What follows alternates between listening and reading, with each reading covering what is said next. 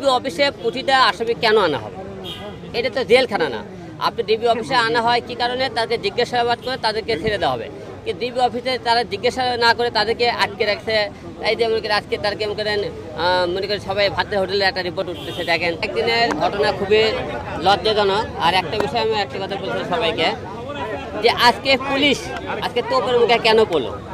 যে আমার কথা, আসামি যে তারা করে সেখান থেকে ছিনিয়ে নিয়ে আসে আজকে তারা ছেড়ে দিল, এই কাজটা তারা কেন করলো? আজকে বাংলাদেশের লোক কেন আজকে তাদের পুলিশের উপর আজকে এত খেপা কেন বলেন?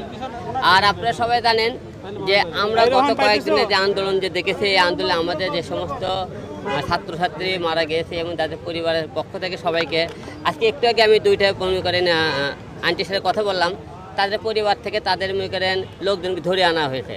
যে এই যে প্রতিদিন মনে করেন ছাত্রছাত্রী যে আমাদের সাধারণ মানুষ ধরে আনা হয়েছে, এই লোকগুলো তারা কোথায় যাইতেছে তার সন্ধান পাইছে সবাই বলছে ডিবি অফিসে। আর ডিবি অফিসে প্রতিটা আসামি কেন আনা হবে?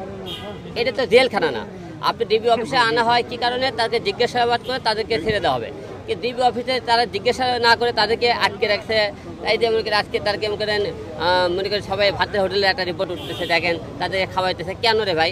এই যে আজকে পুলিশ আজকে মনে করে সমালোচনা করতে তাদের কার্যকলের কারণে, কারণ এই কাজটা তারা করা ঠিক হয়নি। কারণ আসামি ধরে লাগতে আপনি আসামি ছেড়ে দেন, আপনাদের কয় দেখানা না, প্রতিটা ছাত্রছাত্রীকে ধরে নিয়ে আসতেছেন, তাদেরকে আটকে রাখতেছেন এবং ছেড়ে দিতেছেন না, এবং আপনাকে ইচ্ছে মতো ধরে নিয়ে আসছেন, ইচ্ছে মতো নিয়ে যাইতেছেন। ভাই আপনার সাথে তো খুব ভালো সম্পর্ক ছিল, এক আইছে। আচ্ছা, এই যে এখন অন্যরা কিন্তু বলছে যে ছাত্রদের যে আন্দোলন, সেই আন্দোলন চালিয়ে যাবে, তারা সাথে থাকবে, আপনার জায়গা থেকে আপনি কি করবেন? অবশ্যই আমরা ছাত্রদের পাশে আছি, আন্দোলনের সাথে আমিও একমত। কারণ আমরা ছাত্রদের পাশে চাই এবং আমরা এমন আন্দোলন চাই না যে আন্দোলনে মানুষের সন্তান, মানুষের বুক খালি হোক, কোনো মায়ের সন্তানের বুক খালি হোক। আমরা এই ধরনের আন্দোলন চাই না। আমরা সুস্থ আন্দোলন চাই এবং ছাত্রদের পাশে এটা হলো আগে থেকেও চাই। এবং আপনি জানেন শুরু থেকে ছাত্রদের পাশে আমি প্রতিটা প্রতিবাদ করার চেষ্টা করেছি, গানে বলেন, এমনি কথায় বলেন, সব কিছু ছিলাম, এখনও আছি, ভবিষ্যতে থাকবো। আজকে ডিবিতে কেন আসছে?